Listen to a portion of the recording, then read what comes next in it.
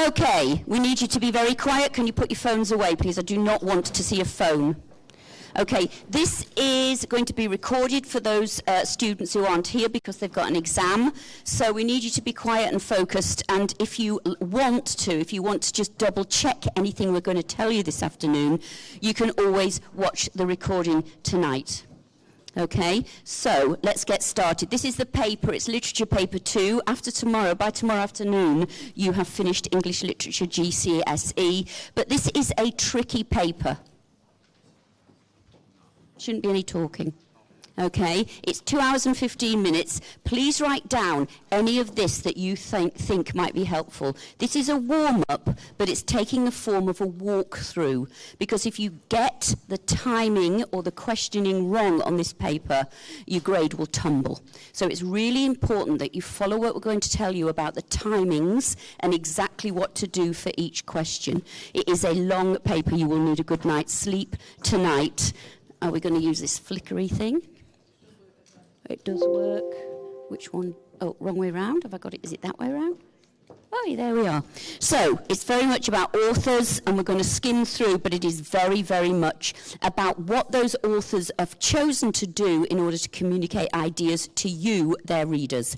There is not a right answer in English, which some of you love and some of you are frustrated by, but it is about thinking about those writers. They are the most important people on this paper, the writers and what they have chosen to do.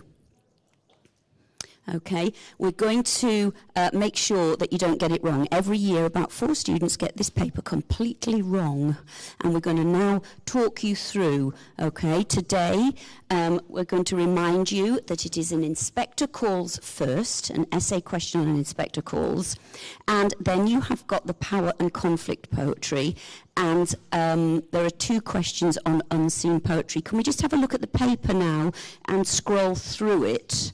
We're just going to remind you of the paper because it's quite a tricky one. So there's the front page of the paper. Can we just scroll through? The very first thing you come to should be a list of all of the texts and all of the sections and the page numbers on this paper. It's a big paper for you to navigate. Keep going. So the first thing you come to, just pause there, is an inspector calls, which is great. It's the very, very first set of questions. There are loads of other plays and novels that we could have taught you, but it's this one that we have. And please remind yourself that you get a choice of 2 questions. Every year somebody answers both of them.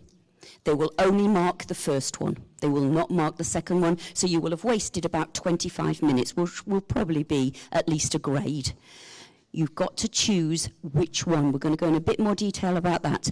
Straightforward so far. 45 minutes. Keep going. Right, then there's loads and loads and loads of other texts that you've got to get your way through. Keep going, keep going, keep going, keep going, keep going. All of this you've got to flick over, and you can see why people go wrong. Keep going, keep going, keep going, and no, keep going, and stop. Right, this is section B. This is the poetry, but look at it carefully. These are not our poems. And again, every year, somebody has a little panic and goes, oh no, my teacher's taught me the wrong poems. I've never heard of any of these, but I better just crack on and get on with it. And if you go to the next page, they will have an unseen poem. They will have a poem from that anthology that they've never seen before, and that you are in a state of panic. We haven't done the love and relationships poems. We've done the power and conflict poems. So keep going. There they are. There they are, look. Now, suddenly you go, oh, yes, I have. I've read all them. I know all them, and I've revised them. And the next page is your named poem. Okay, your named poem. There it is. And you are asked to compare it with a poem of your choice. Keep going. And there is the unseen section, which we're going to go through with you. So you can see why we wanted to show you the paper, to make sure that you know there are a lot of pages on that paper that that just aren't appropriate for you. You don't need to use them at all. You just flick over and find you know what you've studied. Go and find it. Right, let's just keep going. Can we go back to the PowerPoint? Please have a pen in your hand and keep writing. If you think that's going to be me that gets that wrong, then please have a look at it. Okay, so these are the timings. Have we got those on the sheet? Yep. Those timings are on your sheet. You must know them off by heart. It's on the sheet as well, guys, so you don't need to... Where is it on the sheet? On each question. On each question, you've got how long to take on it. Okay, so inspector calls 45 minutes. An interesting thing to remember there, yeah, please take a photo if you want to. And also, you'll get a recording of this warm-up. You also get an extra 4 marks for your accuracy, your punctuation, your grammar, your spelling. That's the only question you get marks for that, and it's only 4. So don't get overly hung up on it. You've got your poetry anthology, Power and Conflict, remember, 45 minutes. You've got your unseen poetry, which has 2 sections, which is the confusing bit. You've got to write about a single poem, and then you've got to make a very brief comparison. So there's 4 parts to this paper. Number 1 tip in bright red there, do not leave out a question. You must not leave out that final question. If you do, that's 8 marks gone. That is a grade. Okay, you've got to get your timing right, which is why this warm-up is taking this format. Right, firstly, I'm going to do inspector calls, and then you're going to go on to poetry. Right, let's turn to the 2 inspector calls question on your sheet. And this is what you're going to be faced with tomorrow. Can you see them? I am going to... Double-sided sheet. Yeah, so... Yeah, so... You must choose one of these 2 questions. It's your very, very first task. Have a look at those 2. Which one are you going to choose? You've got 1 minute now. On your own, don't discuss it with anyone else. Which one are you choosing? Which one are you choosing? Circle it. Which one are you choosing? Please don't be silly. Okay, which one are you choosing? How far does Priestley present Mr. Burling as a man who cares only for himself and his family? Or how far does Priestley present male characters as irresponsible in this play? Which one are you going to do? Just quickly put a circle around it or an asterisk. Do it now.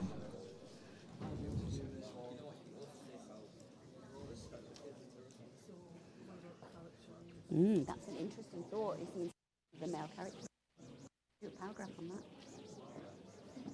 Because he is the one that's advocating responsibility.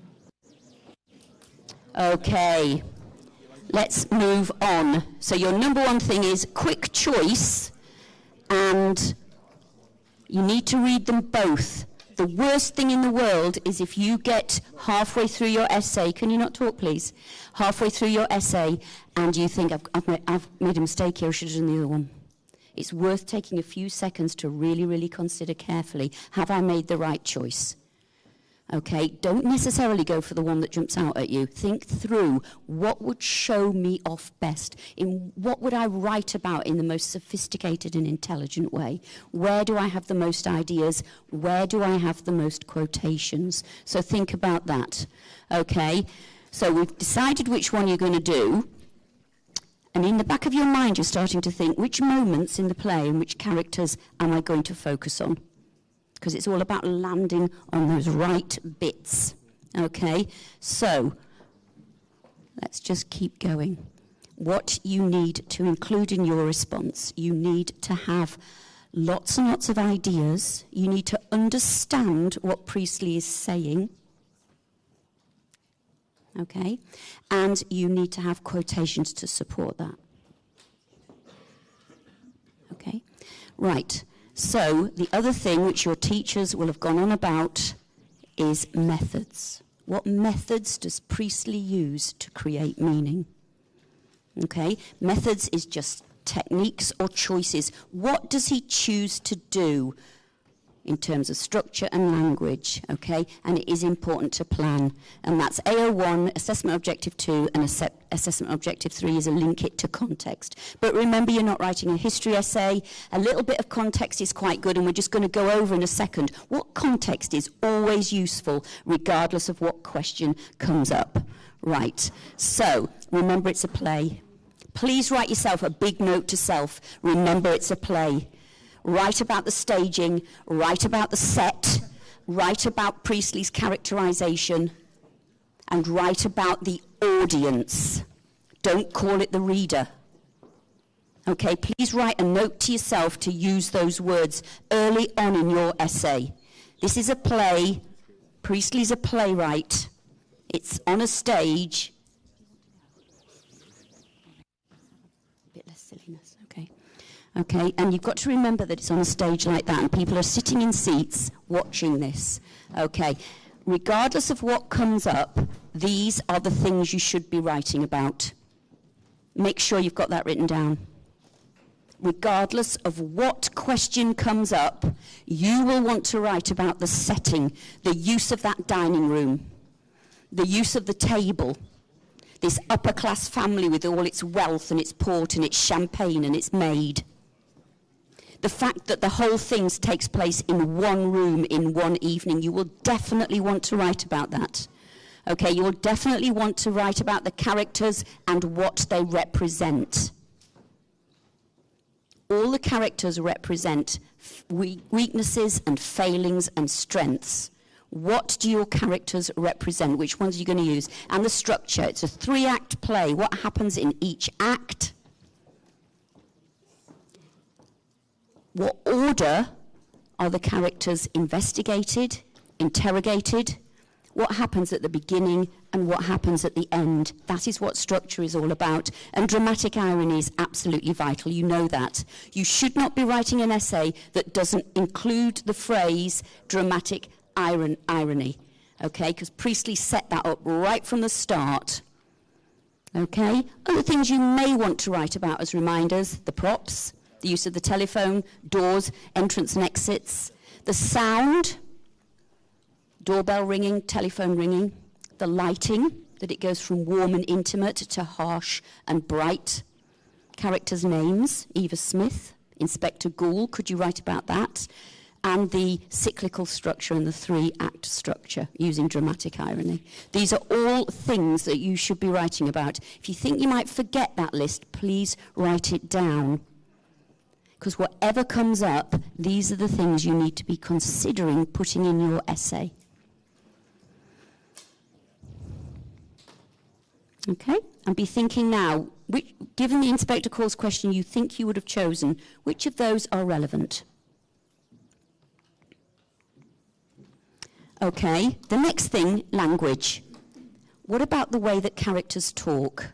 Have you memorized by heart the Inspector's final speech? Are you able to talk about some of the things he says in that final warning to mankind? Okay, if you haven't, then you probably need to learn that tonight. What's particular about each of those characters, the way that they speak and the way that they change? Mr. Burling is very distinctive in the way he speaks, but Sheila shifts and changes her dialogue. If Sheila comes up, could you tell what's different about the way she speaks towards the end of the play from the start of the play? Okay? Yeah, that's right. Okay, so you're aiming for, a lot of people are very worried about structuring an essay. Let's have a look. You start with an introduction, the big idea. What is Priestley saying about your character or your theme? What's he saying about responsibility? What ideas is he conveying through Mr. Burling or Mrs. Burling? Why are they there? What's their purpose on stage? That's how you would start. Then you would have 2 or 3 paragraphs where you look in detail at the ideas and the methods that Priestley uses, and then you would return in your conclusion to the big argument. Why did he write it? What's the point? What's the message for the audience? If you're a bit stuck about your conclusion, go to the idea. Why did Priestley write this? If you're a bit stuck with your conclusion for your poetry, why did Tennyson write this? What was his purpose? And that is your conclusion. And don't forget, spell Priestley correctly. It'll be in front of you. Don't get that wrong. Okay. Here's some things about writing. Okay. You must, from the start, use key words from the question. You've got to show your examiner that you're answering the question throughout. So, if you're writing about Eric, Priestley presents Eric as a man who's slowly facing up to his responsibilities. And Priestley uses Eric's entrances and exits to show this about him. Go back, if it's a question about a key character, then make sure that key character is in all of your topic sentences. Your teachers will have gone on about this, okay? You might use judgment words. Priestley is criticizing or celebrating or mocking, subverting. What's he doing with this play? What judgment words would you be using? Why has he written it? He's a very angry playwright, isn't he? He's highly critical. He's very angry with the Burlings. He absolutely hates them. The whole play is built on anger. And he wants people like that to be either become better people or have their positions of responsibility taken off them. Okay? He mocks the irresponsible attitude of capitalist businessmen, and he uses Mr. Burling as the brunt of his mockery. Okay, right, we've not got time to do that, but all of these things are things that you could do at home tonight. Okay, right, this is AO3 context. Make sure that you put this as well. Okay, make sure that you put this in your essay. You know this, don't forget it. You know this so well. 1912 was when it was set. If you're at all unsure, okay, it's just before the First World War. By the time the audience was watching this, in 1945-46, there'd been 2 world wars with millions of people dead. And this is very much a play about those 2 world wars. It's not in it because in 1912 they didn't have a clue that war on this scale was going to happen, and that is dramatic irony. In 1946, everybody knew. And everybody would have known someone who had suffered, been wounded, or died in one of those 2 wars. It would have a massive impact. Anybody in a city would have known a street that had been bombed. It had a massive impact. And a new Labour government was in power. Churchill had been kicked out, and there was a new welfare state emerging, which Priestley approved of, and there he is. He believed in the welfare state. What the Labour Party was doing in 1945, he wholly approved of. He believed in a national health service, he believed in free education for all, and he believed in things like social welfare and trade unions. Okay, you know all this, this is just a reminder for you. Power and conflict poetry. Right, we're going to move on to the poetry now. Hopefully that's given you lots and lots of ideas for your inspector calls. Okay, could you turn your sheets over, please, so you've got the power and conflict in front of you?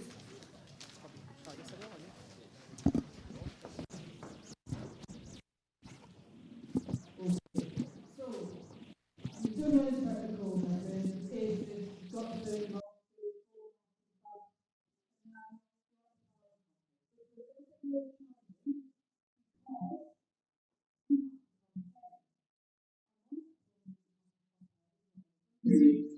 You just sort of text it, whatever, just because we haven't got text, so this is another one. But we do have one point in front of you. Use that point. You take advantage of that point. It's fair. It's a good thing. You'll be asked a comparison, and the question will focus on an idea or a piece, and then you again you have a choice here. You have to make a decision, an informed decision, on which point to make a compare based on the question. You can't kind of decide before you go on this competitive this one, it depends on the question. You make a really quick decision, but you can do this at any age. We're all ready to speak with it. So, it's exactly the same. Asking is exactly the same as an inspector goals, except you've got to compare. It's taking it up that little notch. Okay? So, you need to answer the question. Right to the talk, please. You need to make sure you're answering the question and you're choosing the relevant poem making the relevant comparison. Right? Is it finished yet? Analysis of methods to create meaning. Methods. Your teachers will bang on about methods. You're not talking about dramatic methods anymore. You're talking about poetry methods, language choice, structural choices, a lot of the same things. Some of them will be all dependent though. And then you've got to make the context of each poem. Right. So, you've got questions for you there. Have a look at that question. find it on the sheet, and you're going to circle as we go. So we first of all circle the effective role. That's the questions here that you're being given. Do this tomorrow as well in the exam. What is the questions here? Effective role here, very common one. Can we do that now, please? Effective role. It will give you a specific aspect of how conflict will go. We'll get into those in a minute.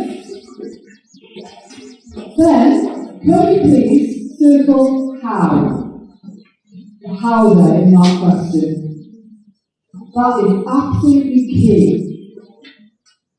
Because it is telling you to analyse the methods and effects. How the poet has put that blank page of paper and gone, right, what am I going to do? How am I going to set it out? What sort of language am I going to use? How am I going to open it and close it? And how that's method. Also be good for. And finally, that all-important comparison as well. You have lots of experience and practice with choosing your comparison for. Make sure you choose one you know lots about, but you also fit. Okay, so we're going to walk through a few key things. That's it quickly. Please continue to focus. So, what sort of things do you have your questions here? Well, it could be any of these things. So, one of the important things you can go home and do tonight, we're going to tell you what to go and do tonight, but to think about what this poem is about, how can you link it to other poems, because it is likely to come from your wrong views. It's all about power and conflict, and power and conflict is a massive topic. So it could be the power of memory, the power of emotion, the horror of conflict, the pointlessness or futility, that's the word utility of conflict, the consequences of war. You need to make sure that you're thought about all of these things in relation to the well, you just come across it as an example today, especially in front of you. We're doing that because, well, obviously, it's time to name on here. So this could be what we do tomorrow. This could be the best thing to get tomorrow. And imagine that, when you do that tomorrow, you need to go. So, first thing you do is you think, well, how does it present ideas about the festival? What's the answer to the question? I'm going to give you 30 seconds now. Read through the poem, just think about it. You don't have time to read it through, but just remind yourself the poem. How does it present the effective? And jot something down, a little box, jot that down. You've got 30 seconds.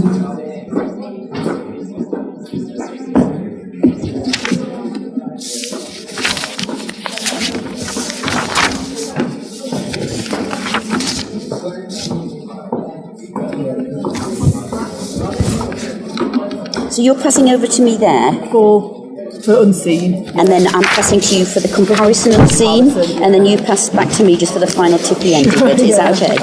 Just so they don't get bored with my voice.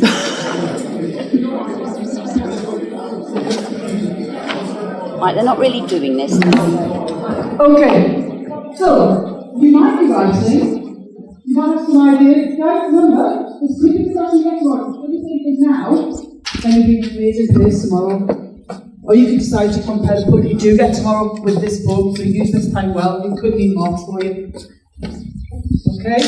So, you might be thinking about the human cost of war, you might be thinking about how it splits communities, then you need to think about AO2. So, some key methods when you think about poetry. Poetry is meant to be heard, it's meant to be read. It's about sound. That's what makes it effective. So some of the key things you might be looking at are sounds, like alliteration, like plosives, like sibilance. You might be thinking about imagery, similes, metaphors, personification. The example of the chosen poems put a lot of these in so you can see lots about them. Also, what about lines? Are the lines long or short? Is there end stopping or enjambment or caesura? And how does that change how the poem is read? And whose voice has the poet chosen to speak through? Is it a third-person speaker or a first-person speaker? Whose voice are we hearing and whose voice aren't we hearing? Very interesting one in this poem, whose voice is we hear. Okay, I want you to have a look now, again, do this task, you could be doing it for you tomorrow. 60 seconds. Which of those did you talk about in your class? Did you talk about anything? Find out the most obvious ones, the best ones that you can talk about. 60 seconds, go.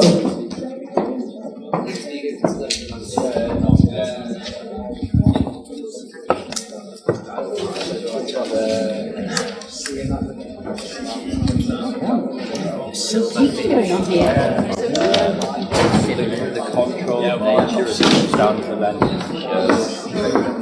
then shape the back of the personal opinion.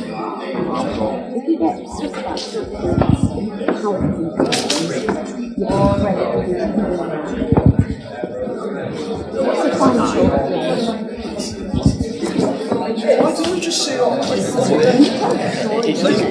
he really dead socially anyway? Okay, so Physical. there's loads of stuff you could write about the kamikaze of any of the poems. But if you come to a poem tomorrow, it's in front of you. You will get one poem in front of you. Look at those 4 things, and there will be lots of things that you can say about the question in regards to the poem. Okay, third key skill is your comparison. Here are some possible comparisons. Which one would you go for and why? Decide. You would go for something the same remains immediately? Yeah? It could be a similarity, it could be comparing similarities or differences, or a bit of both, as long as you've got interesting and exciting things to say. There is no wrong answer, there are more obvious answers.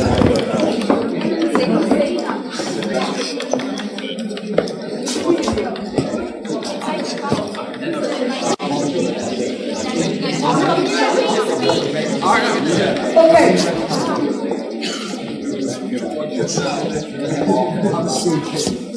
Can everyone please show they've got a pen in their hand, please?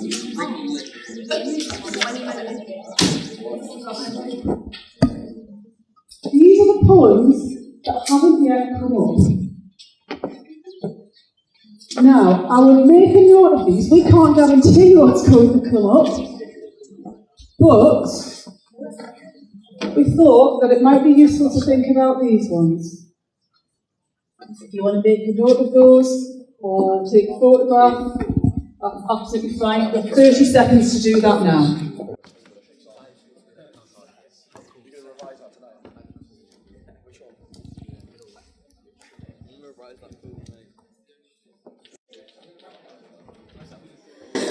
They might not come up, but they're all good comparisons anyway. So if I were you, I would make sure you've revised those 5 poems tonight.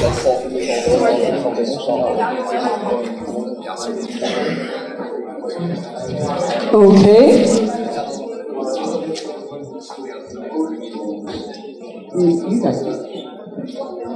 Alright, final bit in terms of the power of conflict, please. Okay. Please do not make the mistake of writing half an essay about one poem and half an essay about another poem. You're not comparing really. What you need to do is write what I call a code mistake, because you hang your paragraph off it. But basically, you're bringing both poems together at the start of each paragraph by using these words. Have a practice now. Just write one really good comparative sentence, linking the poem in front of you, Kamikaze, and whichever poem you would like to compare it with. You've got a minute to have a go at that now. Practice it. You could be writing this for real tomorrow. And those comparatives up there are there to help you. Use them a lot in your essay.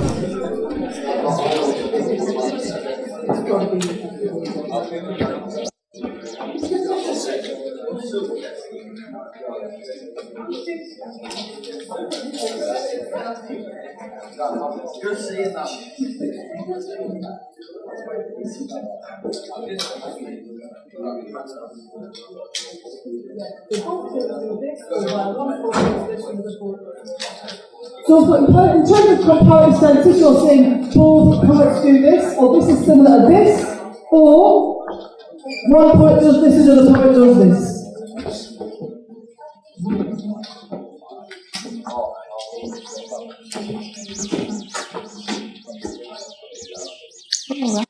And finally, before I pass back to Ms. Buttle,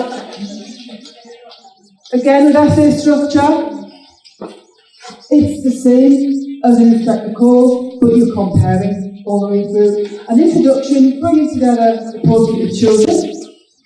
2 or 3 paragraphs clearly comparing with a comparative topic sentence, those poems, and then, like we did with Priestley, return to your central argument. Why did the poet write this, and how is it different to what the other poets written, and why they wrote that? So you're doing the same.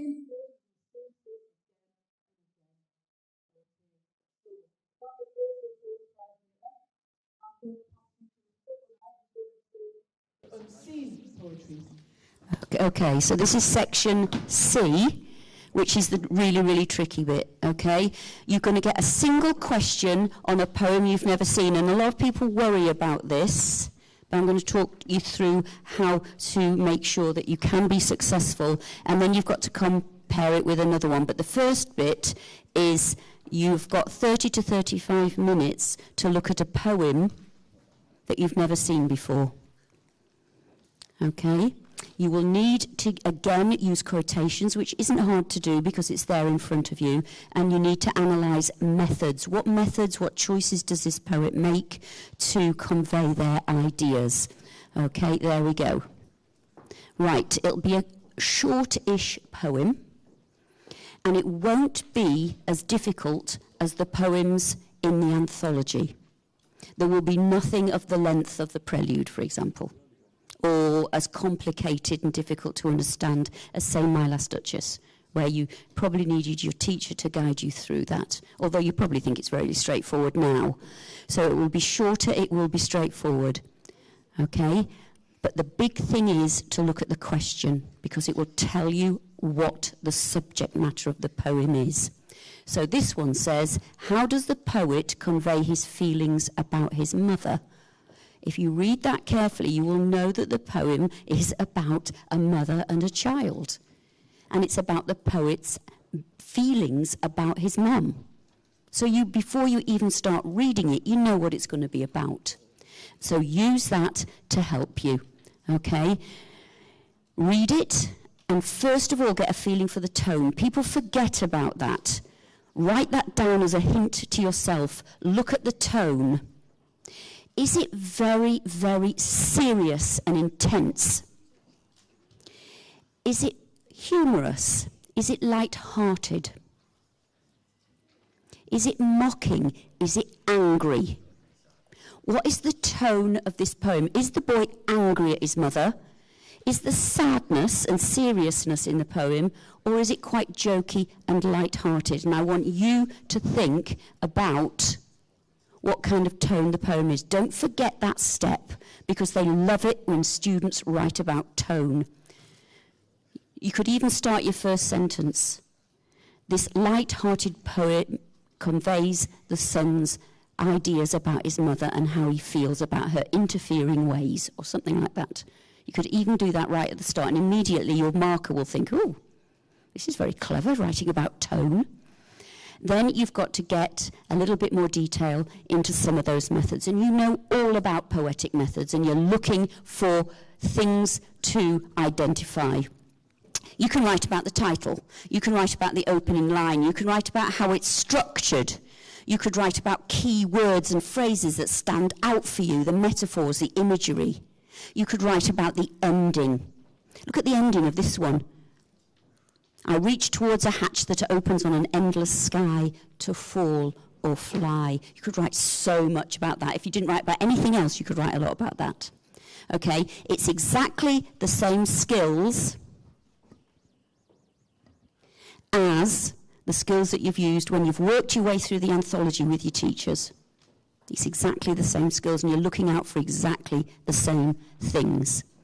You will be able to do this. They will not have picked something that's unbelievably incomprehensible. It will be something that they think a 16-year-old can manage on their own. They're not trying to trip you up. They're trying to find out what you can manage to do on your own. If there's a bit of that poem, if you think you've got your head round the opening stanza and the final stanza, but you haven't a clue what the middle stanza's on about, don't write about it.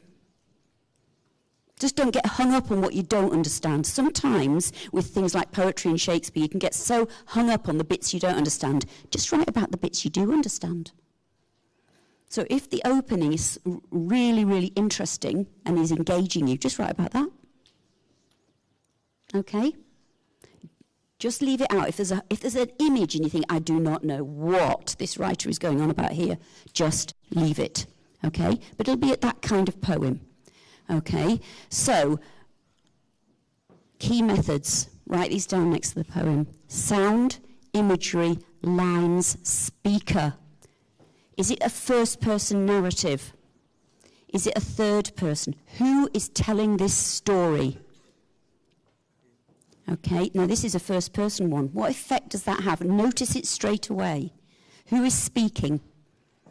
How is it put together? What's something interesting about the imagery? Look at that middle stanza. Look at the last line. Anchor, kite. You've got 2 one-word sentences there.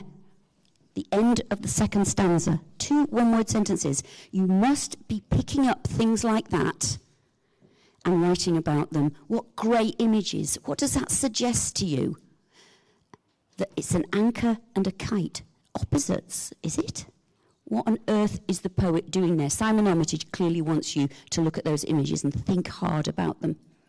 Okay?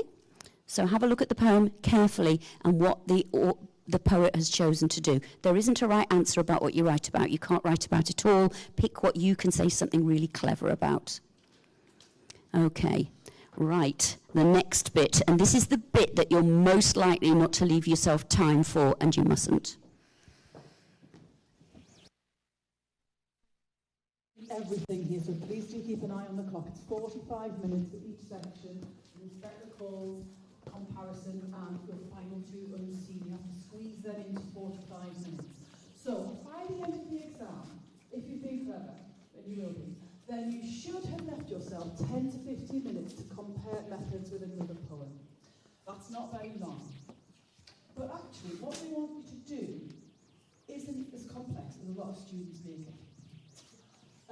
First of all, read the question. It will always tell you what the 2 poems have in common. It will describe them. For example, here, it says in both of the poems, the poets describe what it is like to be a parent and successfully help your child be confident. It's giving you the meaning of the poem. It's telling you what it means without you having to read it. And then you will read another poem. It will be just like the other poem. It will be linked thematically, and it will be easy to understand. They're not trying to trip you up here. We've given you today a little micro poem here. It's Langston Hughes' poem. So, all you're being assessed on is AO2 here, and some students trip themselves up and try to think about those deep and meaningful ideas, when actually it's a lot more simple. It's just methods and effects. So you're thinking about similes, metaphors, voice, alliteration, all of that stuff. How they're structured. Is it one stanza? Is it split up into stanzas? Does it rhyme? Is it free verse? All of that stuff. And you've got to compare. So it's like tying a little bow at the end of the exam, asking you to do this. And the pressure here is on the time, really.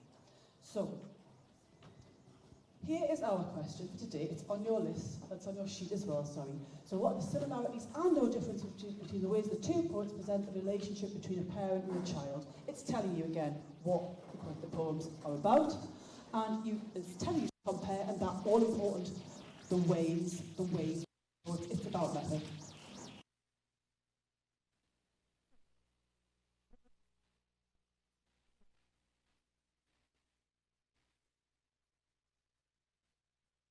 Concise paragraphs comparing methods and effects, then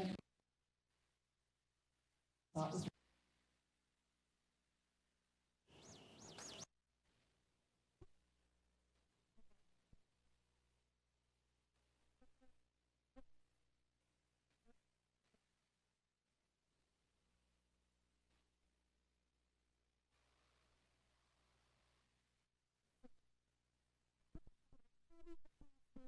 have a look now at those 2 poems. Is there anything that you could find that you compare?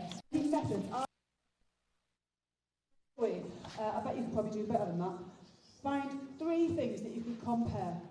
2 or 3 things, just quickly. Jot them down in the bottom on that on the little box at the bottom, and that's the last little task we're going to ask you to do today. Just a bit of practice. Okay, and you need to learn this list, so write it down. These are the things you're looking out for when you get these poems. Titles, opening and endings, the voice, changes and shifts in a poem. Does it start serious and end really, really sad? Is there a shocking moment? Is it broken up into stanzas or not? Does it use enjambment? What's happening with the punctuation? Imagery and symbolism, powerful and emotive language, rhyme and patterns, verbs, adverbs and adjectives. Write that list down. That's what you've got to be alert for. Okay, and again, we've gone back to the comparators. Okay, comparative language, okay, that's the language you're using when you're comparing the two poems from the anthology, and that's the language you use for the very, very final 8-mark question, right at the end there.